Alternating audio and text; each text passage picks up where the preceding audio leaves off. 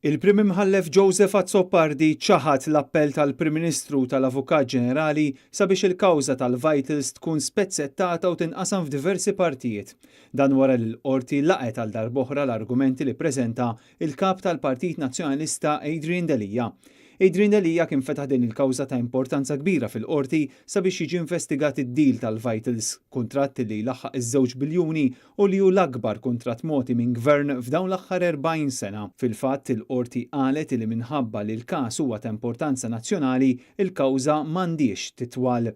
Il-Prim Ministru u l-Avukat Ġenerali riedu li itawlu dan il-każ kemm jista' jkun u talbu lill-qorti biex ma tagħtix verdett wieħed fuq il-mertu tal-każ, iżda li tagħti ġudizzji differenti fuq l-argumenti u talbiet preliminari.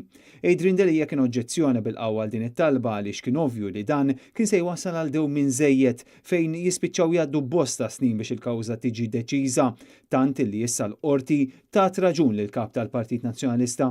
F'din il-kawża Adrian Delija qed itenni li l-Isptar San Luqa, l-Isptar Kering Rek u l-Isptar Ġenerali ta' Għawdex jerġgħu lura ant il-poplu wara li jkun iddikjarat null il-kuntratt li l-Gvern għamel mal-Vitals Global Healthcare.